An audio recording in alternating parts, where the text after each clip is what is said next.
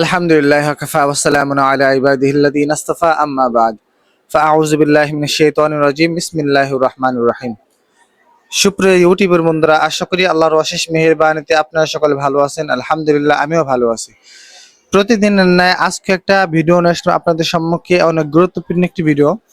আজকের ভিডিওতে যে বিষয় নিয়ে কথা বলবো সে বিষয়টি হচ্ছে স্বামী স্ত্রীর ভিতরে ঝগড়া হয় কেন, ঝগড়ার শেষ পর্যায়ে তাদের বিচ্ছেদ এবং তালাক হয়ে যায় কেন, এটার জন্য কি সমস্যা, এই সমস্যাগুলো নিয়ে আপনাদের সাথে আজকে কথা বলবো।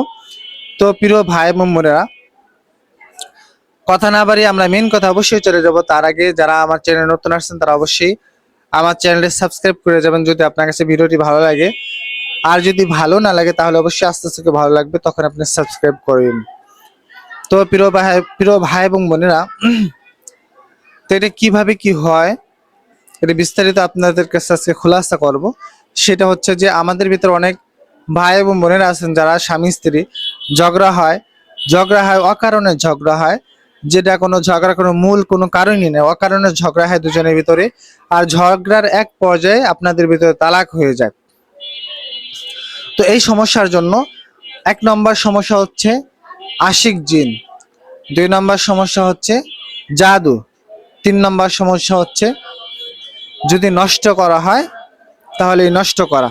তো এই নষ্ট করা এবং জাদু এবং আশিক জিন প্রকৃতভাবে আশিক জিন যেটা আছে জিনের ভিতর সবচেয়ে খারাপ জিন যেটাকে বলা হয়, যেই জিনগুলা সবসময় নারীদের সঙ্গেই থাকে, যেই মহিলাগুলা অজু করে না, অজু অবস্থায় থাকে না, নামাজ কালাম পড়ে না, পাক পবিত্র থাকে না, তারপরে খারাপ পোশাক আদি পরে, অথবা আপনার যেরকম মহিলাদেরকে এবং পুরুষদের যেরকম নিয়ম আছে পিশাব করে পানিতে ধৌত করা, মহিলাদের কিন্তু এরকম করে নিয়ম আছে। এরকম নবীর সুন্নাত যেগুলো আছে, এই সুন্নাত গুলা যদি কোনো ব্যক্তি কোনো মহিলা পুরুষ আদায় না করে তাহলে এই আশিক জিনের সমস্যাটা করে। আশিক জিনে আরো কিছু সমস্যা আছে, যেরকম মহিলারা পিরিয়ড অবস্থায় যখন তারা বাহিরে যায়, রাত্রে কোথাও যায়, রাস্তাঘাটে যায়, তখন তারা এরকম করে আশিক জিনের আওতাধীন হয়ে যায়। তারপরে অনেক মহিলারা আছেন যে আপুরা পিরিয়ড হওয়ার পরে যে প্যাড ব্যবহার করেন, ওই প্যাডটা যে কোনো জায়গায় ফেলে রাখেন, তাহলে পারা ওই আশিক জিন ওরা তো খারাপ জিনিসের কাছে আসে, তাহলে পারা এরকম করে তাদের কাছে ওরা আশিক জিন আসার সম্ভাবনা 100% থাকে। তো এরকম সমস্যার জন্য কিন্তু অনেক সময় হুদাই আপনার আশিক জিনের সমস্যার জন্য স্বামী স্ত্রীর ভিতরে সমস্যা গোলমাল হয় এবং বিচ্ছেদ হয়ে যায়।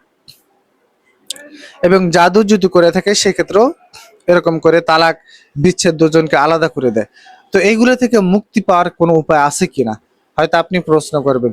সেই ক্ষেত্রে আপনাদেরকে একটাই বলবো যে এইটা থেকে মুক্তি পাওয়ার জন্য প্রথমত নবীর সুন্নাত আদায় করতে হবে, নবীর সুন্নাত অনুযায়ী থাকতে হবে। আর এরকম যদি সমস্যা কারো হয়ে থাকে তাহলে আপনার অজু অবস্থায় থাকতে হবে সবসময়, অজু ভাঙলে আবার অজু করে নিতে হবে, সবসময় অজু অবস্থায় থাকতে হবে। তারপর আপনার সকাল সন্ধ্যায় কিছু আমল আছে, ওই আমলগুলো করতে হবে।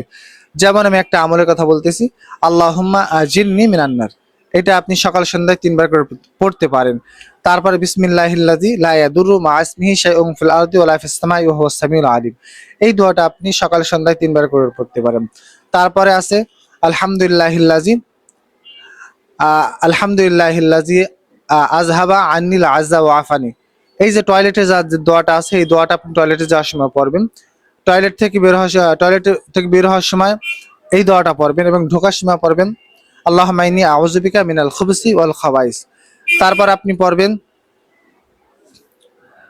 লা ইলাহা ইল্লাল্লাহু ওয়াহদাহু লা শারীকা লাহু লাহুল মুলকু ওয়া লাহুল হামদু ইউহয়ি ওয়া ইউমীতু ওয়া হুয়া আলা কুল্লি শাইইন কাদির।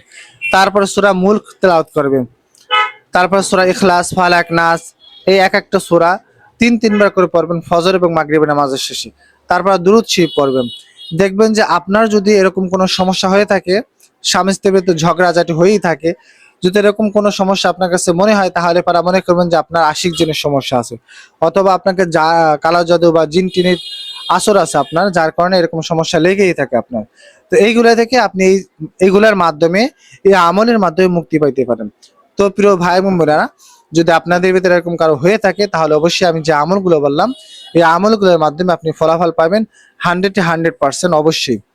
তো প্রিয় ভাই বোনেরা, আপনাদের যদি কোনো প্রয়োজনীয় তাবিজ তদবির ইত্যাদির ভিডিও লাগে তাহলে আপনারা অবশ্যই কমেন্টে জানাবেন, এবং আমার সাথে যদি কেউ যোগাযোগ করতে চান তাহলে অবশ্যই ডিসক্রিপশন বক্সে আমার নাম্বার দেওয়া আছে, ওইখান থেকে ডাইরেক্টলি আপনারা আমার সাথে যোগাযোগ করতে পারবেন।